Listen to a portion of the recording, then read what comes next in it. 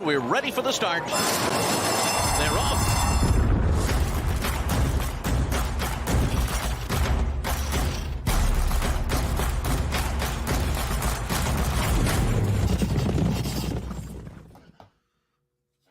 Welcome in, everybody, at TGIF, as we have our First Call podcast each and every Friday, previewing the weekend stakes for First Bet and Express Bet. Alongside Jeff Siegel, I'm Jeremy Plonk. Hope you're enjoying the podcast with our video version as we switched in the past several weeks, month or so. But if you still listen on the audio version, enjoy that as well. If you want to come over to the video side, we're going to have some race previews for you, replays and things like that on the video version. Jeff, the podcast this week is near and dear to my heart. I'm from Pennsylvania, a native, and returned here. Spent my early adult life in Oklahoma. It's Derby Day. The Derby's the biggest thing, and the word Derby gets me stirred probably like no other. So it's Derby Day in Oklahoma. It's Derby Day in Pennsylvania this weekend. I'm rolling in it this week. I love it. And you've got two really good races to follow for sure. Obviously, the Pennsylvania Derby is highly competitive, and then the Oklahoma Derby actually came up really, really good. I thought there's some up-and-coming young horses that maybe aren't quite up to the level of the best, but they're getting there. And there may be a couple in there that could step up and do some damage, not only as a 3-year-old, but then as they develop into the 4-year-old season from next year. So two really good races there. Good gambling, obviously, at Parx. It's not just the Pennsylvania Derby. You got the Cotillion and a few other good graded stakes races there. Churchill's got some interesting races, right? And as you mentioned, Remington on Sunday is going to look good too. So lots of good gambling, lots of good money-making opportunity. That's what we're here for. And I kind of like the setup this week. I really do. I think fall officially hit the air last night when I was taking the trash cans down to the curb. It was evening and it dropped about 25 degrees from a warm afternoon. I was like, okay, this is fall weather. We're officially fall in the Northeast, it felt like last night. But we're expecting great weather for Parx and the Pennsylvania Derby. A beautiful Friday here in the Commonwealth. So hopefully great weather tomorrow, because we've got a couple turf races, the Turf Monster for the Turf Sprinters on Saturday at Parx, and a lot of races to get to this weekend. Of course, we want to remind you to play with Express Bet and First Bet, where we've got our September sweepstakes going on all month long. Every single bet you make with First Bet and Express Bet gets you another entry into the September sweepstakes, where we're just giving away $20,000. I say we like it's my money, but Dustin Fabian and the guys in marketing are giving away $20,000 of somebody's money all month long. At the end of the month, random drawings for customers who bet during the month will take your share of $20,000. So all you got to do is bet, Jeff. That's about as simple as instructions as we can possibly give. No, I mean, it's great promotion. It's worth going after for sure. And we've got some really interesting promotions in addition to that. We've got some great races coming up, as you mentioned. These are the races we're going to cover. And every one of them, sometimes we see these stakes races and we get, short price favorites, and you don't really want to pick against them, but you don't really want to bet on them. But there's some meat to the programs and to the races this week. I think we got a chance to do some damage. And if you're playing Parx on Saturday, $10,000 and pick 4 hit and splits. That means if you hit the pick 4, and I believe there's 4 or 5 pick 4s during the course of that big card at Parx, each one has a hit and split of a various amount, totaling $10,000 in all. If you hit the pick 4, you not only get your pari-mutuel winnings, but you also get your share of $10,000, split only amongst those who win on the platforms with First Bet and Express Bet in those particular wagers. So $10,000 in hit and splits Saturday at Parx. But before we get to Parx, we're going to start our handicapping this week, Jeff, at Churchill Downs. And we've got a superstar returning to action, Echo Zulu in the Dogwood Stakes. These are 3-year-old fillies in the Dogwood. Race number 9 on the card under the Twin Spires on Saturday. 7 furlongs. And, it's the cutback in distance for Echo Zulu that makes this kind of interesting. That are they recalibrating to something else down the line and getting her restarted in her first start since the Kentucky Oaks? Or are they making it an admission that she's not a route horse and they're going to see what she can do in the sprint ranks? Really interesting crossroads for Echo Zulu in the Dogwood. Yeah, the key, though, is I'm not really sure she's going to run, quite frankly. In fact, Steve Asmussen was quoted earlier in the week. He says he's not running both, Echo Zulu and Wicked Halo. And I got the impression, trying to read between the lines, that that Echo Zulu might not be quite cranked up. If you look at her work tab, he really hasn't put the hammer to her. She hasn't been out since May.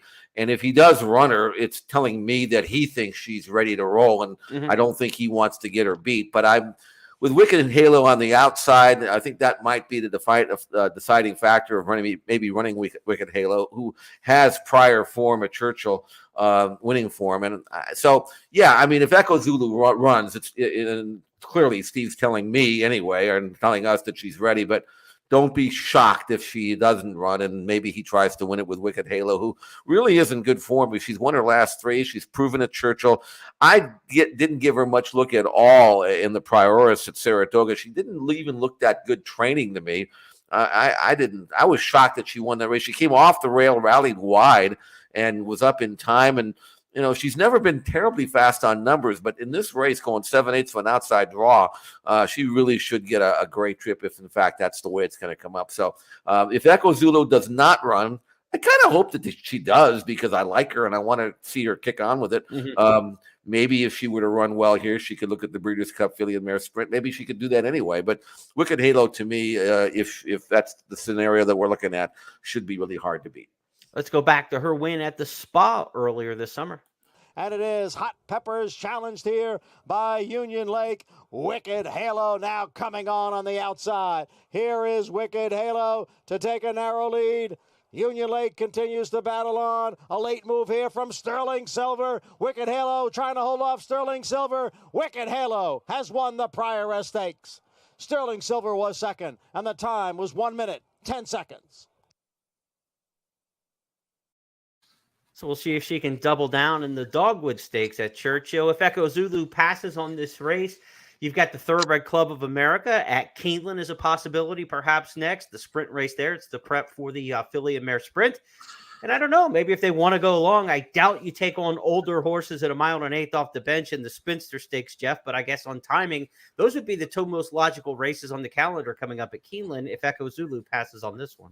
Yeah, I mean, that would make sense. I mean, if you look at her form, she won her first 2 starts sprinting, Echo Zulu. She won a maiden, the spin away. She's never sprinted since. And although on pedigree, you'd think being by Gunrunner, she'd want a route. But I think if he trains her just to sprint, she's a serious sprinter. In that division, it's good. It's a good division. It's a deep division, but it's not something Echo Zulu, I don't think, would be unable to handle now as a 3-year-old. So we'll be curious to see what Steve does with her, and then what Wicked Halo can do if she goes it alone. Of course, those are the 3-year-old fillies at Churchill and the Dogwood. As for the 3-year-old colts, they've got a stakes as well. We talk about Derby Day in Oklahoma and in Pennsylvania on Saturday.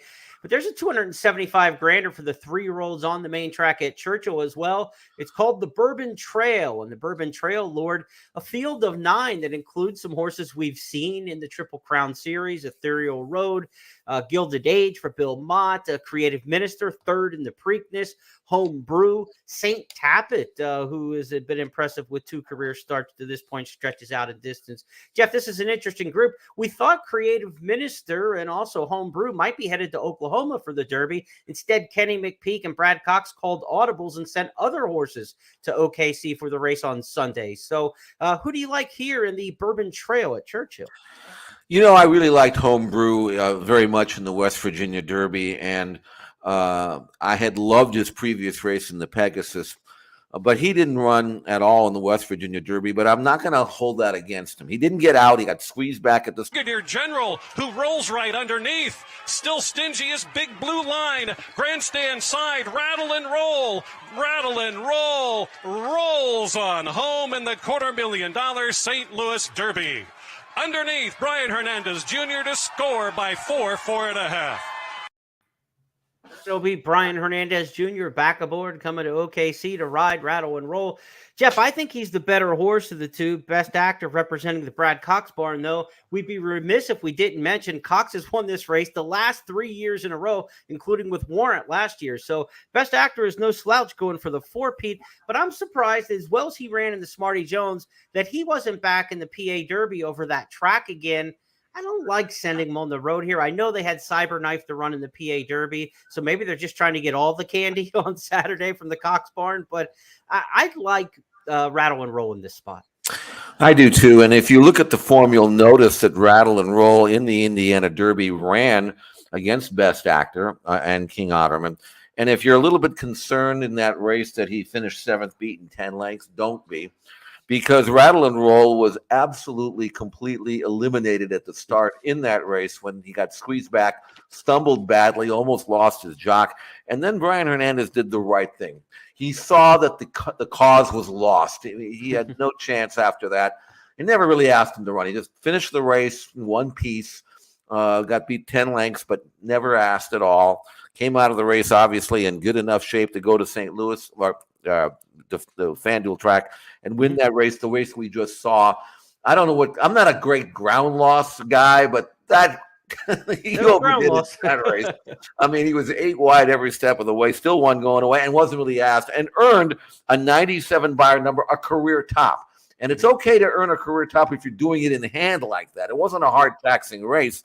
I think Rattle and Roll, to me, is back to where he was when he was so promising as a 2-year-old last year after winning a maiden race and then coming back and winning the Grade 1 Breeders' Futurity at Keeneland. I think he's a better horse than Best Actor. The problem I have with Best Actor, you look at his form and he's only had the four starts. He doesn't change leads. He's always on that left lead.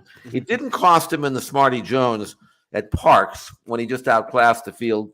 But he had every chance to win the Indiana Derby, and he couldn't get by the leader and without changing leads. And I just have a hunch that while Best Actor is a nice horse, I don't think Brad Cox thinks he's anywhere near the level that it would take to win a race like the Pennsylvania Derby.